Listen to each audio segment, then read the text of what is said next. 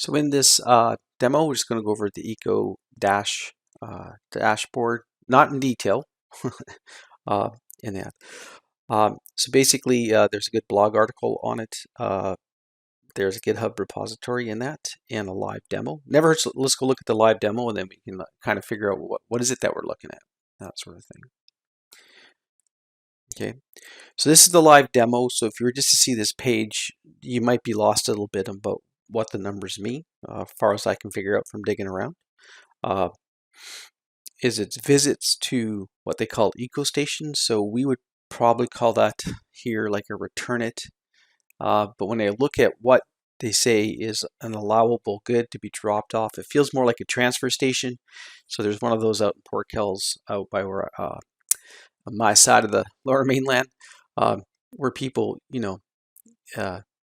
you have a bunch of garbage to drop off and you couldn't, do it with your regular bin or with the extra tickets you can buy for extra bags, like you had a truckload of garbage and stuff, you take it down to the transfer station, and they have a little bit of a sorting area in terms of drywall goes somewhere, and large appliances goes to another part, and then everything else gets kind of dumped in one area. But I think that's what this data is about in that. So how many visits are coming in that? And so the one thing was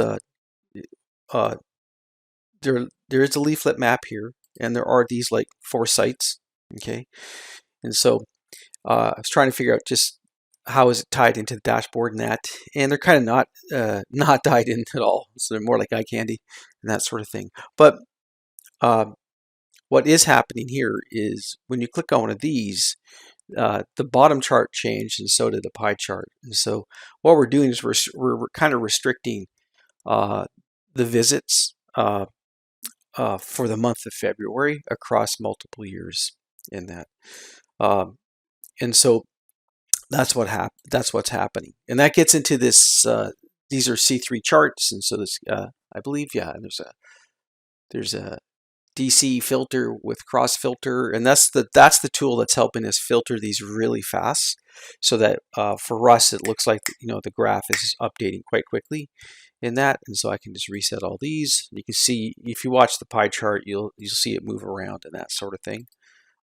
Just tiny bits is not a huge change when you're doing these. And that can, I guess, it's a particular month. Like, do things, is there a big difference in terms of visits for certain years, certain months were popular and stuff? I don't know if that's the most effective use of a donut chart, but I don't want to get an argument about that. In that, so that's sort of what we're looking at.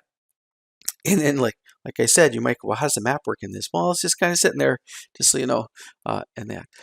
So if we jump back into here, now I'm actually going to go to the blog because I found it interesting. Because how did I discover, right? Why is that a static map in that? And that. But it's a good example of C3 charts and the filtering mechanism in that. And so the thing is, if you have a lot of data, right, on small data sets, you might not notice that JavaScript, like, is JavaScript the fastest language out there? No. In that, but you may not notice it depending on how much data you're throwing up on the screen. But you can get in these situations where you're throwing way too many, like way too much data at it, and the apps really slow down. So the filtering part is what's going on there. I think I'll review the scripts back in the lecture, but so they show you some of the JavaScript that they're doing to make things happen in that. I'm going to scroll down to, I was quite surprised, because I thought maybe it was a GeoJSON file in that. But so right in here, I believe that's the pie chart. No, we can keep going. Here's the leaflet map, right? So right in here are those markers that we're seeing on the screen in that. So it is kind of hard coded right into the code. It's not pulling from a data file. It's not pulling from web service and that. Like, so what if there was a new center and that sort of thing? But again, they admit this in their to-do list in GitHub, that to make it more dynamic, it's always great to have live feeds, but then you got to trust that they will be there in the future. So can I get onto the appropriate GitHub page, right? This is the GitHub page for their example 1. They have an example 2 where they improve some stuff. But, updating the data, this is a classic GIS problem. Just how are we going to, how are we going to get fresh data into this? Is it going to be a live feed? Say we tie into the City of Surrey layers and they're updated, nightly or something, we're good. What if they ever change those layers? That could blow up our app and that kind of stuff. And so you can see some of the stuff that they want to work on. Data is always one of those interesting things, and a little bit of navigation and things that they've checked off their list in that. So it's an interesting. It does give you, like I said, a feel for the dashboard, and that the concept that you're going to have different controls on here. There's usually some intra communication between the controls. Every framework calls it different. I think on Ethereum, we'll talk about in the future, but it's actions and filters and responding to triggers and that. And so there is some linkage between the charts and that. Reset.